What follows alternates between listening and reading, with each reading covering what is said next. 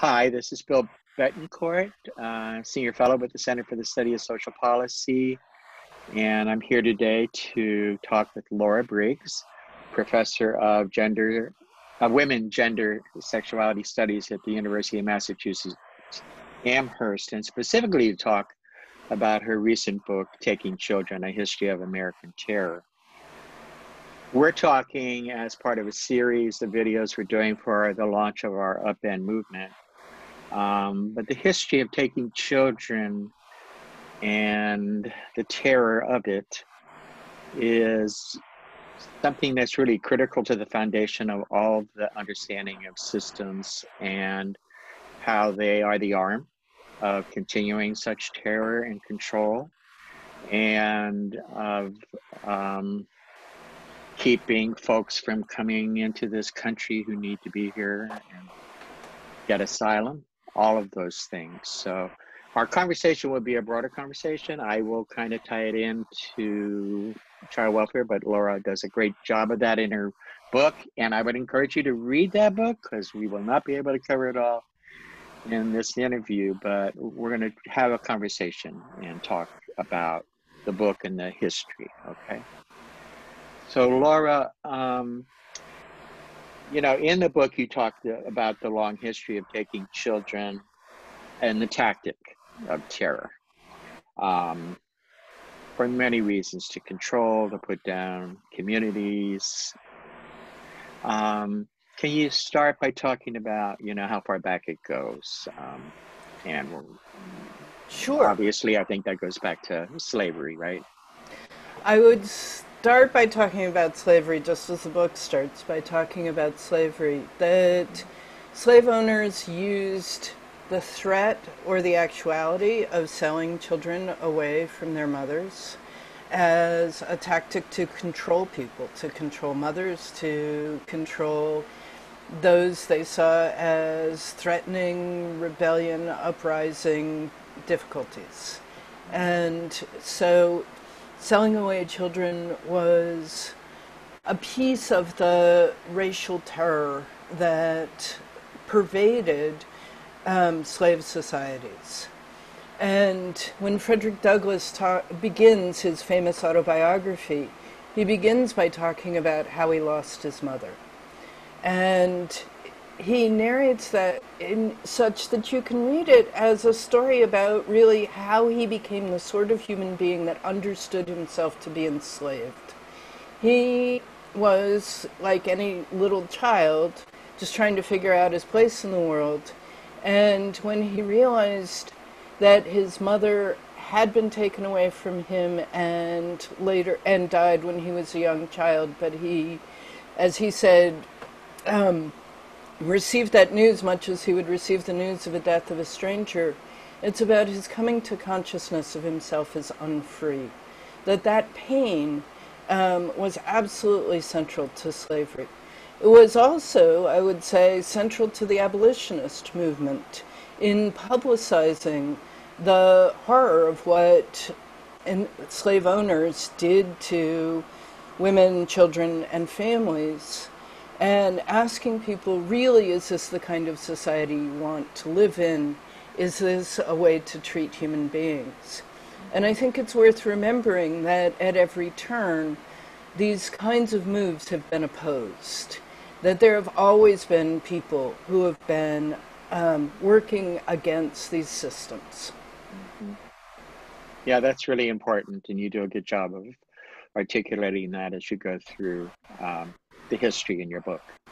And isn't it also fair to say that even the slave owners and everyone else across our history who want to do this for reasons we know, never say that it's a good thing, right? Right. In fact, when Congress, in response to abolitionists, starts putting pressure on the system of slavery, the slave states began outlawing selling children away from their mothers, selling very young children away from their mother, in order to take that charge of cruelty away from abolitionists. And ultimately, in the enactment of the 14th Amendment, which abolished slavery except where people are prisoners, which is a context that's always important to remember. Right. The discussion of the enactment of the 14th Amendment turned over and over again to be not wanting to hear again the cries of mothers separated from their children. That abolitionists had so succeeded in forcing people to recognize the pain of that, some people recognize the pain of it, that it became central to the conversation about slavery. But the slave owners did an insidious thing that continues to haunt us today, which is to insist that mothers, African-descended mothers, did not love their children the ways that white women loved their children. And so when we confront over and over again in, for example, the discussion about whether welfare mothers must be having children to get the additional payments for them, we're hearing the echoes of what slave owners said in the 18th and 19th century. Okay. And in many ways that you're describing around welfare mothers is also part of what I would call, from my child welfare background, kind of the evolution of the child welfare system itself. That's right. It's really important when we talk about the child welfare system to notice that it has not always existed, and it certainly has not always existed in its current size and scope. And there are two moments that I would identify as the moments when the child welfare system suddenly expanded to reach its current size. And the first one is in the school desegregation battles of the 1950s and 60s, particularly in the South. And of course, white citizens' councils and white politicians, white supremacists were doing everything they could to dissuade black communities and black families from pressing what was increasingly being recognized as a legal right to desegregate schools, to send children to the nearest schools rather than schools 10 miles away that housed only black children or served only black children, and often where there was no high school. And so one of the most important things that they did was that they began to say that some black families, black mothers, single mothers in particular, those who were divorced or widowed or who had never been married, were keeping what they referred to as a morally unsuitable home.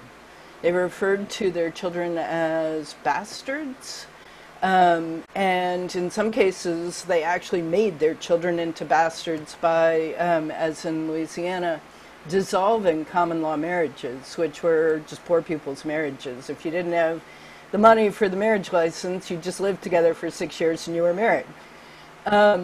And so by dissolving those marriages by law and then threatening to take children who were being raised in unsuitable homes, the southern states tried to terrorize people into leaving and not desegregating the schools. And that was a moment of the vast expansion of the child welfare system. Some observers in that period referred to it as the browning of the child welfare system. And in the book, I explain in some detail how that happened legally. Right.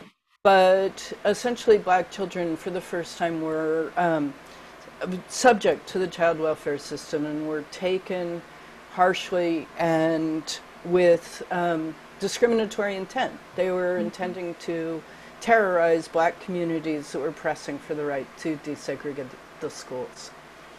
The second vast expansion of the child welfare system was during the Reagan 80s. And that was when we saw the intensification of the war on drugs that, of course, had begun under Nixon.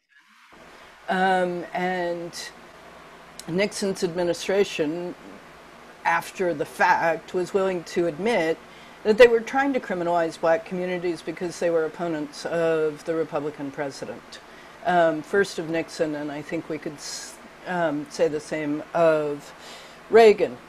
And so again, we saw mass incarceration in significant numbers as a result of the criminalization of drugs. And alongside that, we saw the evolution of what we might call a moral panic about crack babies. Those of us who lived through the late 80s and early 90s can never forget that, because crack babies were on the evening news every night. And it was essentially another argument about the ways in which black mothers, particularly black single mothers, endangered their children and, hearkening back to slavery, had no real feelings for their children. And the irony of this is that retrospectively it becomes clear that cocaine has very little, if any, effect on developing fetuses. Right. And so while women who were using crack during their pregnancies may have been struggling in all sorts of ways, crack was not among the things that was endangering their children. Their homelessness may have been, their experiences of violence may have been, they may have been involved in sex work. There were lots of ways that it correlated with women being in tremendous pain and tremendous trouble. Mm-hmm. And it may have been true that their babies weren't doing really well, but saying that you could just administer a blood test in a hospital, identify somebody who was using cocaine, and specifically, you'll remember this was the era in which crack was hyper-criminalized. It was the cheap form of the drug used more often by low-income people. And cocaine, which was used, powdered cocaine was used much more by white people, was not being criminalized in the same way. And so what we saw in the second era, in the 70s and 80s, was the criminalization of black and Latino mothers who were in dire straits, who were in big trouble, and taking their children away. Yes. I remember, I was an emergency response worker during that time, and I remember a number of urban areas actually assigned whole units of child welfare workers to public hospitals. They co-located them at the public hospitals, and they automatically removed babies. I mean, and they didn't bother to check and see if there were family around. Did they just use it at the end of their pregnancy, or none of that? It was just automatic removal, huge influx of black children into the system. So I remember that well. The other thing that was happening about the same time, and I want to go backward to talk about this, was also the criminalization of Native mothers. And we saw, particularly in areas where there were disputes over land and over tribal termination. In the 1950s, the policy of the federal government was to end tribal status. And once you ended tribal status, you could take people's land because federal Indian law treaties had been made with tribes, but if the tribes no longer existed, they could no longer control their land. And as part of the struggle over tribal termination, the other thing we saw was the taking of Native kids, particularly in states like the Dakotas, where there were big fights over water and land. And that struggle ended in 1977 with the Indian Child Welfare Act.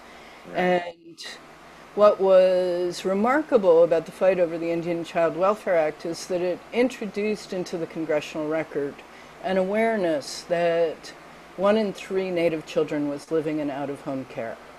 And that number came out of the political struggle and the political movement in Native communities to stop state welfare workers from coming on reservations and taking kids.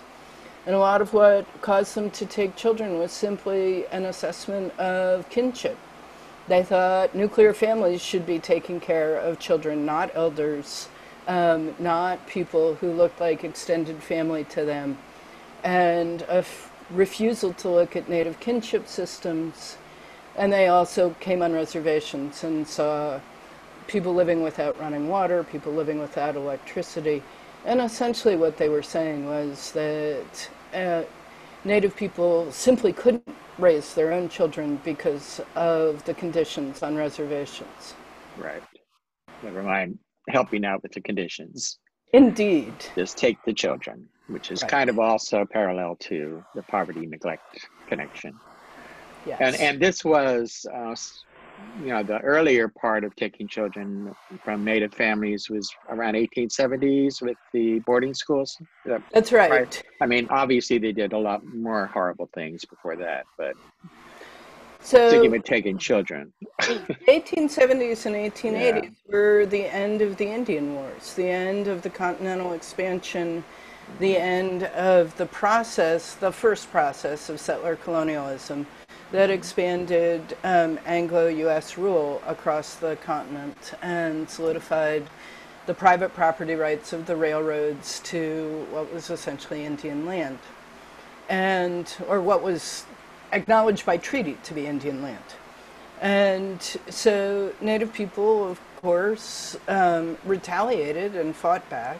And as part of the routing, finally, of Native peoples in various locations, the Army took their children and placed them in boarding schools.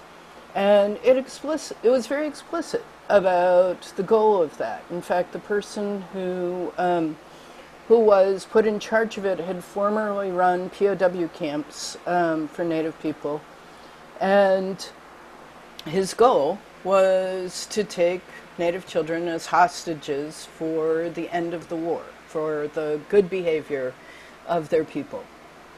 And so Native kids from the 1880s all the way to the 1970s, and in a really different form today, were living in boarding schools, essentially as part of ending tribal languages, ending tribal claims to land, ending and terminating the process of kinship, the process of passing on culture from parent to child, and of course at the same time inflicting terrible pain.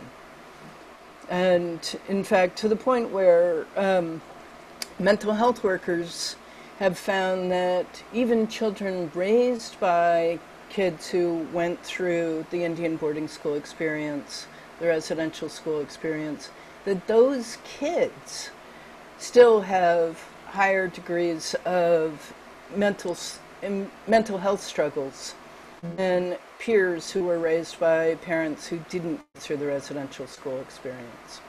Right. And parallel today, but not exactly the same, but parallel to the use of congregate care and child welfare, which we don't need to go into and talk about, but similar outcomes, similar trauma and behavioral issues resulting from being in that kind of those kind of facilities. Absolutely. And residential boarding schools were the model for for how folks took children at the border and forced them into Office of Refugee Resettlement shelters. So there's a direct line through the law that connects the boarding schools to these ongoing experiences. So let's now then talk about that population, the Latinx population, and the immigration issues and the way, taking children has manifested itself in that area. So one of the things that's striking about the policy that the Trump administration enacted in 2017 and 2018 of taking children from people they believed would apply for asylum in the United States is that they were specifically looking for Central Americans to stop from crossing at regular border checkpoints and instead forcing them to cross somewhere else. And the reason that's so striking to me as a historian is that in the 1970s and 80s, the policy of militaries and paramilitaries involved in anti-communist civil wars which the United States participated in both in terms of training battalions and leadership, and also by sending military assistance, that Central America also experienced child taking as part of those civil wars, that terrorizing people who were identified as communists or guerrillas or sympathizers, that these children were deliberately taken from those families and communities. In Guatemala, they were identified with particular indigenous groups. In El Salvador, they were identified with particular residential communities, places where people lived, that were identified as sympathetic to the guerrillas. And so these children were taken by militaries and paramilitaries and placed in Red Cross shelters, placed in adoptions. Some of them wound up in the United States, some of them wound up in Europe. In Guatemala, until the 1990s, they mostly wound up being placed in the country. But every now and then there are these moments that you can't help but notice how Central Americans have been marked as a group that can lose their children.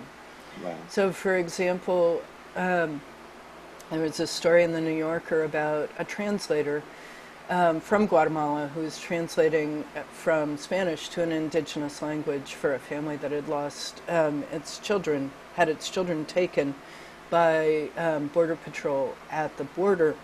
And he suddenly realized what they were talking about, and that he had heard stories of the exact same thing happening to his parents' generation, that they had their children taken during the Civil War. Wow. So, with the Mexicans at one time, there was a policy that they could come into the country, do work, and go back, right? Yeah, this has been the tacit agreement for generations about how to handle the labor needs of big agriculture in the Southwest and in California, and the question of the border. Is the implicit expectation is that, come on over, do the labor, and go home.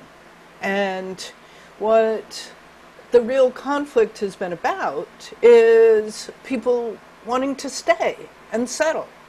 And so it's, I don't want to say inevitable, but that's why children become such the focus of so much anger and anxiety in the context of migration. So we remember during the Obama administration in 2014, what the political right in the United States began to identify as the crisis of unaccompanied children coming across the border.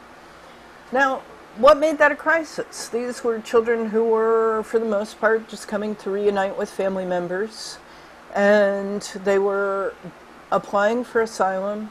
Their communities in Central America, in significant part as a result of IMF and US-based financial policies, their communities had been overtaken by cartels and other kinds of illegal activity based in drugs, drug trafficking.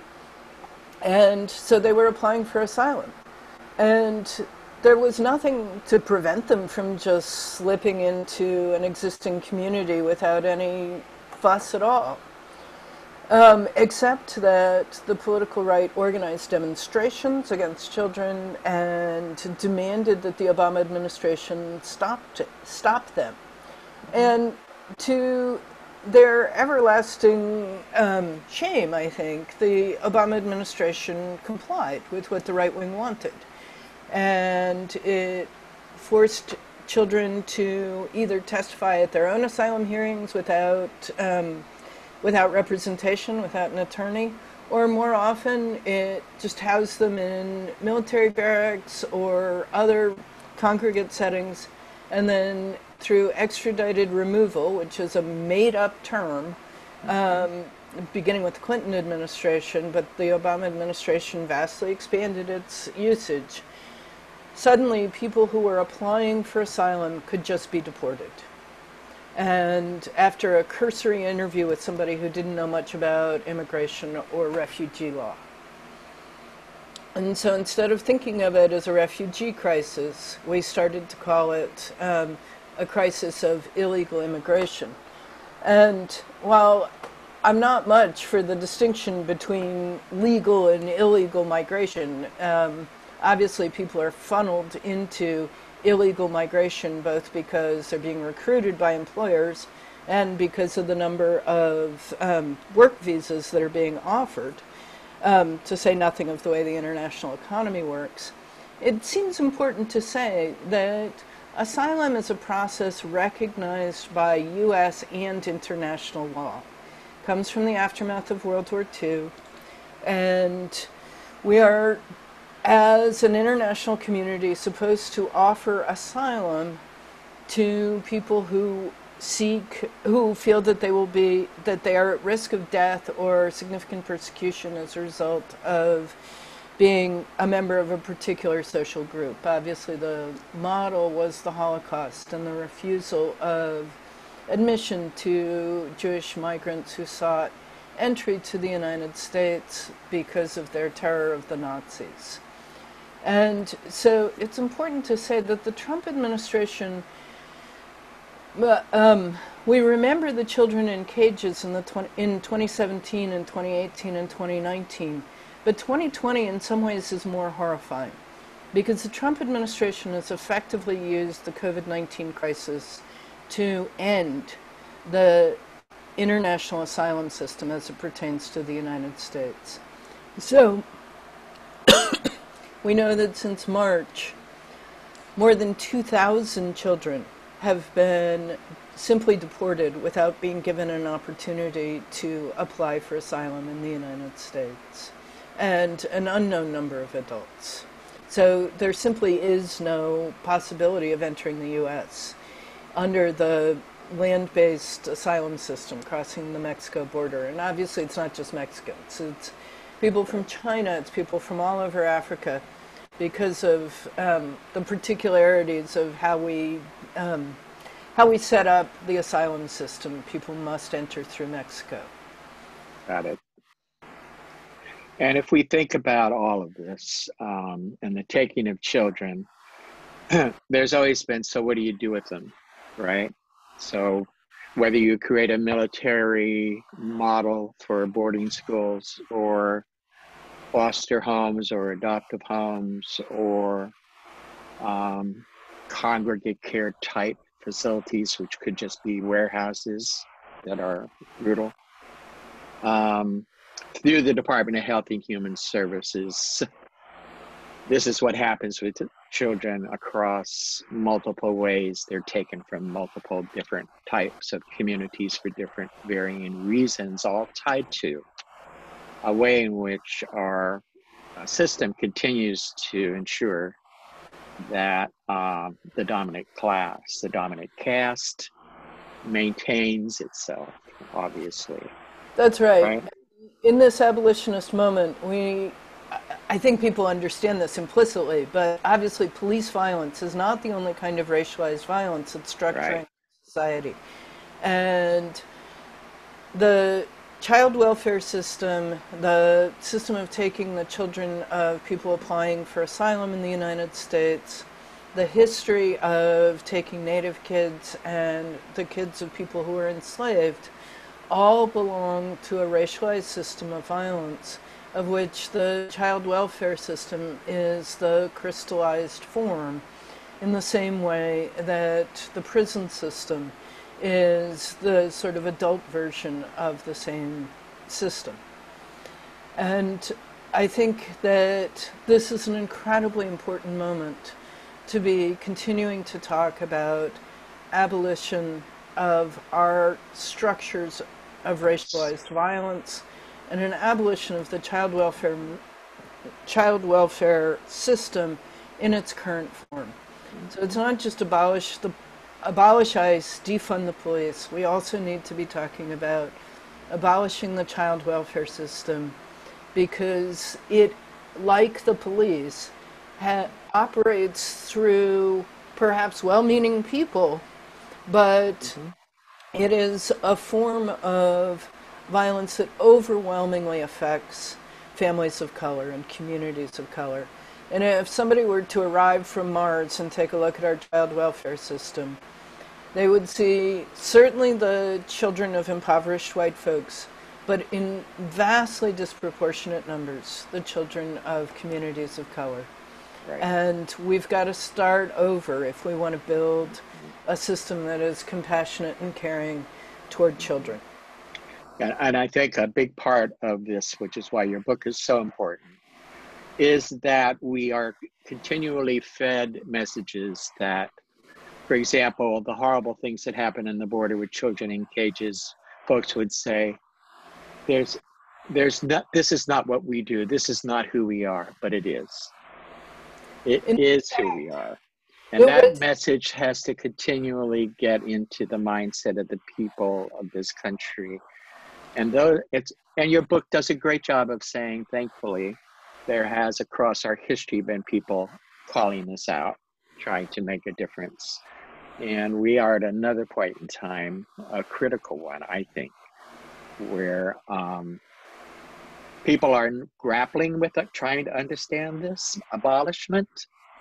And hopefully your book and others and the messaging that comes out. And you say, Gore Vidal says, we're the US of amnesia. We like to quickly forget who we are in our history. But the reason why we need to say abolish is that they've been, even with well-meaning people like me, the arm of this horrible terror. And there continue to be families and children who live in daily terror of something like this happening to them in their communities. And the way we're going to solve it, we hope, is to create this movement to abolish all the systems that are the arms of what you do such a great job of articulating in the history of our terror of this country. And doing something to have a humane system for all the people in need across the world, right? We like to describe ourselves or understand ourselves as a compassionate people or a justice-seeking people. And I want us to acknowledge that we have had both impulses running throughout our history. Yeah. We have sought to be a just people. And we have also been a people that has enacted racial terrorism on communities of color.